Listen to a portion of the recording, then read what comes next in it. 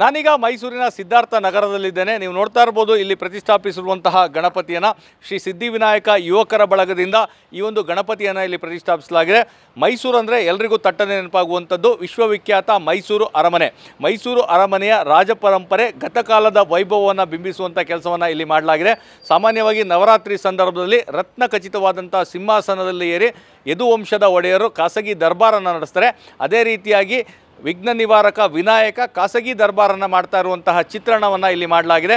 ಆ ರತ್ನ ಖಚಿತವಾದಂಥ ಸಿಂಹಾಸನದ ಒಂದು ಪ್ರತಿರೂಪವನ್ನು ಮಾಡಿ ಅದರಲ್ಲಿ ಗಣಪತಿಯನ್ನು ಪ್ರತಿಷ್ಠಾಪಿಸುವಂಥ ಕೆಲಸವನ್ನು ಶ್ರೀ ಸಿದ್ಧಿವಿನಾಯಕ ಯುವಕರ ಬಳಗದವರು ಮಾಡಿದ್ದಾರೆ.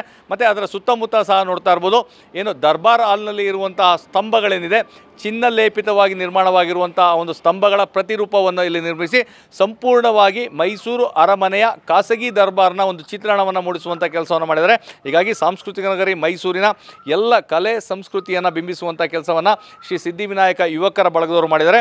ಇದರ ಜೊತೆಗೆ ಏನು ಗಣಪತಿಯನ್ನು ವಿಸರ್ಜನೆ ಮಾಡಲಾಗ್ತದೆ, ವಿಶೇಷವಾದಂಥ ಕಾರ್ಯಕ್ರಮಗಳನ್ನು ಹಮ್ಮಿಕೊಳ್ಳಲಾಗಿದೆ. ಹಾಗಿದ್ರೆ ಬನ್ನಿ ಯಾವ ರೀತಿಯಂಥ ಕಾರ್ಯಕ್ರಮ ಇದೆ ಈ ಬಗ್ಗೆ ಮಾತಾಡಲಿಕ್ಕೆ ಆಯೋಜಕರು ನಮ್ಮ ಜೊತೆಗಿದ್ದಾರೆ. ಸರ್, ಒಂದು ಕಡೆ ನಮ್ಮ ಮೈಸೂರಿನ ಸಂಸ್ಕೃತಿಯನ್ನು ಬಿಂಬಿಸುವಂಥ ಗಣಪತಿ ಪ್ರತಿಷ್ಠಾಪನೆ ಆಗಿದೆ, ಜೊತೆಗೆ ವಿಸರ್ಜನೆಯಲ್ಲೂ ಸಹ ವಿಶೇಷ ಕಾರ್ಯಕ್ರಮಗಳಿದೆ. ಏನೆಲ್ಲ ಕಾರ್ಯಕ್ರಮಗಳಿದೆ? ಈ ಪ್ರತಿ ವರ್ಷದಂತೆ ಈ ವರ್ಷವೂ ನಾವು ಸಿದ್ಧಿವಿನಾಯಕ ಗೆಳೆಯರ ಬಳಗದಿಂದ ಆಚರಣೆ ಮಾಡ್ಕೊ ಬರ್ತಾ ಇದ್ದೀವಿ. ಪ್ರತಿ ವರ್ಷ ಈ ಸಲ ವಿಭಿನ್ನವಾಗಿದೆ.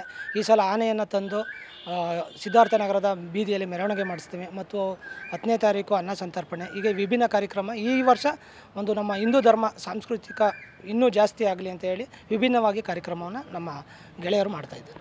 ಇದು ಆಯೋಜಕರ ಮಾತು.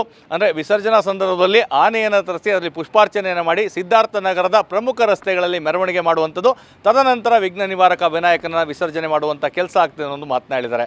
ಇದು ಸಿದ್ಧಾರ್ಥ ನಗರದಲ್ಲಿರುವಂತಹ ಗಣಪತಿಯ ಮೂರ್ತಿ.